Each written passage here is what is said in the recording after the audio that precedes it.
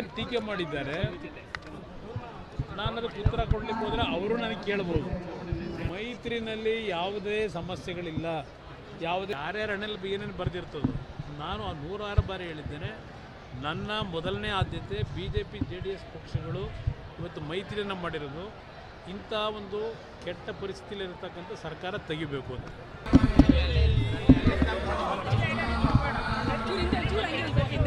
ಏನು ವಿಷಯ ಬೇಕು ಬರೆದಾರೆ ಈಗ ಗಲಾಟೆ ಒಳಗೆ. ಅವರು ಬಹಳ ದಿನಗಳಿಂದ ಲಘುವಾಗಿ ಮಾತಾಡ್ತಕ್ಕಂಥದ್ದು ಗಮನಿಸಿದ್ದಾರೆ. ಈಗ ಅವ್ರು ಏನು ಟೀಕೆ ಮಾಡಿದ್ದಾರೆ, ನಾನು ಅದಕ್ಕೆ ಉತ್ತರ ಕೊಡಲಿಕ್ಕೆ ಹೋದರೆ ಅವರು ನನಗೆ ಕೇಳ್ಬೋದು, ನನಗೂ ಗೊತ್ತಿದೆ.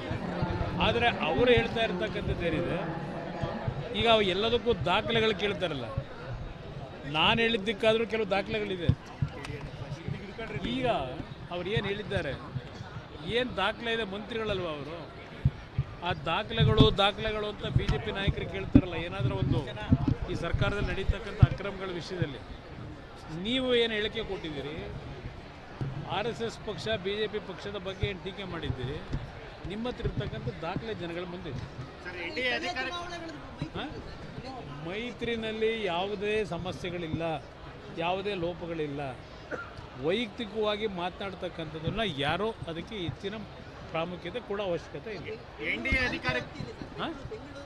ಯಾವ ವ್ಯಾಪ್ತಿ ಅಲ್ಲ, ಕರ್ನಾಟಕ ವ್ಯಾಪ್ತಿ, ದೇಶದ ವ್ಯಾಪ್ತಿನಲ್ಲೇ ನಾವೀಗಾಗಲೇ NDAನಲ್ಲಿ ಸೇರಿರ್ತಕ್ಕಂಥ ಹಿನ್ನೆಲೆಯಲ್ಲಿ ಇದು ಯಾವುದೋ ವಿಷಯಗಳು ಪ್ರಮುಖವಾಗಿ ಬರಲ್ಲ.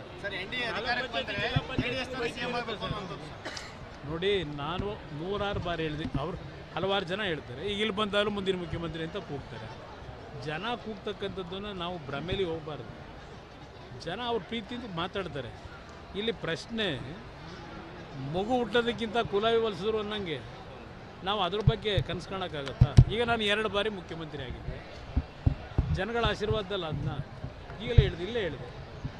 ಇಲ್ಲಿ ಯಾರ್ಯಾರ ಹಣೆಯಲ್ಲಿ ಏನೇನು ಬರೆದಿರ್ತದೋ ನಾನು 106 ಬಾರಿ ಹೇಳಿದ್ದೇನೆ. ನನ್ನ ಮೊದಲನೇ ಆದ್ಯತೆ BJP JDS ಪಕ್ಷಗಳು ಇವತ್ತು ಮೈತ್ರಿಯನ್ನು ಮಾಡಿರೋದು ಇಂಥ ಒಂದು ಕೆಟ್ಟ ಪರಿಸ್ಥಿತಿಯಲ್ಲಿರ್ತಕ್ಕಂಥ ಸರ್ಕಾರ ತೆಗಿಬೇಕು ಅಂತ. ಇದು ನನ್ನ ಮೊದಲನೇ ಆದ್ಯತೆ. ಮುಖ್ಯಮಂತ್ರಿ ಸ್ಥಾನ, ಅಧಿಕಾರ ಸ್ಥಾನ ಮುಖ್ಯ ಅಲ್ಲ. ಈಗಾಗಲೇ ನೋಡ್ಬಿಟ್ಟಿದ್ದೀನಿ, ದೆಹಲಿನೂ ನೋಡಾಗಿದೆ, ಕರ್ನಾಟಕನೂ ನೋಡಾಗಿದೆ. ನನಗೆ ಅದು ಮುಖ್ಯ ಅಲ್ಲ, ಈ ರಾಜ್ಯ ಮುಖ್ಯ. ಈ ರಾಜ್ಯ ಉಳಿಬೇಕು. ಅದಕ್ಕೆ ಇವತ್ತು ಒಂದು ಉತ್ತಮವಾದಂಥ ಜನಪರವಾದಂಥ ಸರ್ಕಾರ ತರಬೇಕು. ಅದು ನನ್ನ ಮೊದಲನೇ ಆದ್ಯತೆ.